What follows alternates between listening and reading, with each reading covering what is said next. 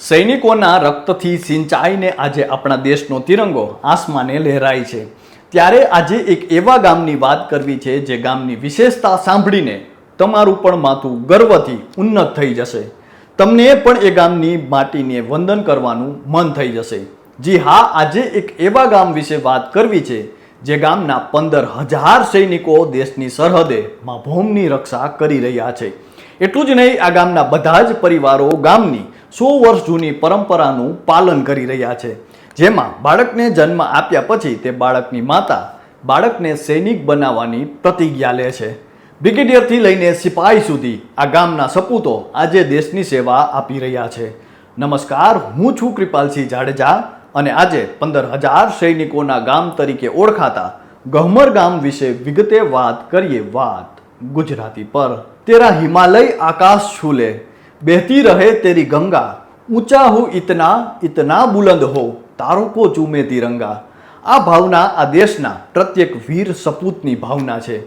Operation સિંદૂર બાદ આ દેશની સેનાના સપૂતે દુશ્મન દેશના નાપાક ઈરાદાઓને ધૂળ ભેગા કરી દીધા છે। ત્યારે એક એવું ગામ કે જેની માટીમાં રાષ્ટ્રભક્તિ ભળેલી છે અને એ ગામ એટલે ગહમર ગામ। જી હા, યુપીના ગાઝીપુરથી 40 કિલોમીટર દૂર આવેલું છે આ ગામ અને વસ્તીની દ્રષ્ટિએ આ ગામ એશિયાનું સૌથી મોટું ગામ કહેવાય છે, પરંતુ આ તેની ઓળખ નથી। તેની ઓળખ તો છે દેશભક્તિનો જુસ્સો। જી હા, અહીંયા દરેક ઘરમાં કોઈ ને કોઈ વ્યક્તિ સેનામાં છે અથવા સેનામાં રહી ચૂક્યા છે। આ ગામે અત્યાર સુધીમાં ભારતીય સેનાને 15,000થી પણ વધુ સૈનિકો આપ્યા છે અને આ જ કારણ છે કે લોકો આ ગહમર ગામને સૈનિકોના ગામ તરીકે પણ ઓળખાવે છે। આ બધા પરિવારો ગામની 100 વર્ષ જૂની પરંપરાનું પાલન આજે પણ કરી રહ્યા છે, જેમાં બાળકોને જન્મ આપ્યા પછી તે બાળકની દરેક માતાઓ પોતાના બાળકને સૈનિક બનાવવાની પ્રતિજ્ઞા લે છે। ગ્રામજનોના મતે બ્રિગેડિયરથી લઈને સિપાહી સુધી આ ગામનો સપૂત આજે દેશની સેવા આપી રહ્યો છે। હાલ આ ગામમાં 5,000થી પણ વધુ નિવૃત્ત સૈનિકો છે અને 10,000 જેટલા લોકો હાલમાં સેનામાં સેવા આપી રહ્યા છે। આ ગામના 50થી વધુ લોકો પાકિસ્તાન સામે યુદ્ધ લડી ચૂક્યા છે। જો આ ગામની વાત કરવામાં આવે તો આ ગામમાં પ્રવેશતાની સાથે જ તમને દરેક ઘરના દરવાજા પર સૈનિકોના જ નામ લખેલા જોવા મળશે। દરેક ઘરમાં કબાટમાં સૈનિકોના યુનિફોર્મ અને સેનાના મેડલના ફોટોગ્રાફ શણગારેલા જોવા મળશે।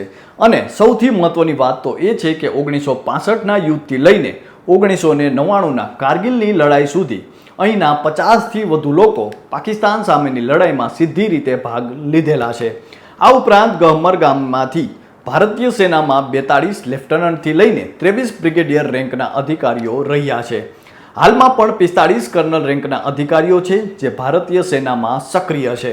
હાલમાં આ ગામ 22 નાના ગામડાઓમાં વહેંચાયેલું છે, જે દરેક ગામનું નામ એક સૈનિકના નામ પરથી આપવામાં આવ્યું છે, જે ગામના લશ્કરી ઇતિહાસને પ્રતિબિંબિત કરે છે। શા માટે આટલા લોકો સેનામાં જોડાયેલા છે? ગહમર ગામના લોકો હંમેશા વિચારતા આવ્યા છે કે આપણે આપણા બાળકોને સેનામાં મોકલીશું। આ જ કારણ છે કે માત્ર ઉત્તર પ્રદેશમાં જ નહીં પરંતુ સમગ્ર દેશમાં સૌથી વધુ સૈનિકો આ ગામમાંથી જ આવે છે। બ્રિગેડિયરથી લઈને સિપાહી સુધી 5,000થી વધુ નિવૃત્ત સૈનિકો છે અને લગભગ 10,000 લોકો સેનામાં ફરજ બજાવી રહ્યા છે।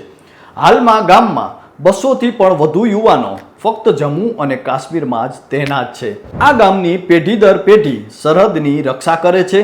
જો તમે ગામમાં કોઈ પણ પરિવારને મળો તો એક વાત તમને સામાન્ય રીતે જોવા મળશે કે દાદા નિવૃત્તિ પછી ખેતી કરી રહ્યા છે અને તેમનો દીકરો કે પૌત્ર સરહદ પર ફરજ બજાવી રહ્યો છે। આ ઉપરાંત 1914થી 1919 સુધીના પ્રથમ વિશ્વયુદ્ધના સમયમાં પણ ગહમર ગામના લોકોએ ભાગ લીધો હતો અને એ સમયે ગામના 228 જેટલા લોકોએ અંગ્રેજો સામે લડત આપી હતી, જેમાંથી 21 લોકો શહીદ થયા હતા। આ પછી 1965 અને 1971ના ભારત પાકિસ્તાન યુદ્ધ અને કારગિલ યુદ્ધમાં અહીંના સૈનિકોએ સતત પોતાની બહાદુરી સાબિત કરી છે। યુવાનોને સેનામાં જોડાવાની ટ્રેનિંગ પણ ગામમાં જ આપવામાં આવે છે। જો ગહમર ગામની વાત કરવામાં આવે તો ગહમર ગામમાં કોઈ પણ આધુનિક શહેર જેવી બધી સુવિધાઓ છે। ગામમાં telephone exchange, degree college, inter college, આરોગ્ય કેન્દ્ર અને પોતાનું રેલવે સ્ટેશન છે, જ્યાં બિહાર, બંગાળ અને યુપીથી દરરોજ લગભગ 20 જેટલી ટ્રેનો આવે જાય છે। બાળકોએ સૈનિક સ્કૂલમાં પ્રવેશ મેળવવા અને તેની તૈયારી કરવામાં પણ અહીં જ મદદ કરવામાં આવે છે। રાફેલ એકેડમી નામની એક સંસ્થા પણ છે, જે એકેડમી આ ગામમાં રહેતા નિવૃત્ત સૈન્ય જવાનો દ્વારા શરૂ કરવામાં આવી છે, જેમાં બાળકો અને યુવાનો આર્મી ટ્રેનિંગ, ગ્રાઉન્ડ અને સેનામાં જોડાવું કઈ રીતે તે તમામ પ્રકારની પ્રક્રિયા શીખે છે. આ ગ્રાઉન્ડ સેનામાંથી નિવૃત્ત થઈને ગામમાં પાછા ફરેલા સૈનિકો દ્વારા જ ડિઝાઇન કરવામાં આવ્યું છે. આર્મીના ધોરણો મુજબ દોડવાનો ટ્રેક, લાંબી કૂદ વગેરેનો અલગ અલગ વિસ્તાર આ ગ્રાઉન્ડમાં છે. આ મેદાન પર સેનાના હાર્ડકોર પ્રેક્ટિસ માટે જરૂરી તમામ પ્રકારની સુવિધાઓ પણ ઉપલબ્ધ છે. ત્યાંના લોકોનું કહેવું છે કે આ મેદાનમાં દરરોજ પ્રેક્ટિસ કરતો બાળક દેશમાં ગમે ત્યાં આર્મી ફિઝિકલ ટેસ્ટ પાસ કરી શકે છે. માતાજી કરે છે બાળકોની રક્ષા. કહેવાય છે કે ગામના લોકોને માં કામાખ્યા દેવીમાં અતૂટ શ્રદ્ધા છે. અહીં એવું માનવામાં આવે છે કે માં કામાખ્યા દેવી સેનામાં જોડાનારા દરેક બાળકનું રક્ષણ કરે છે.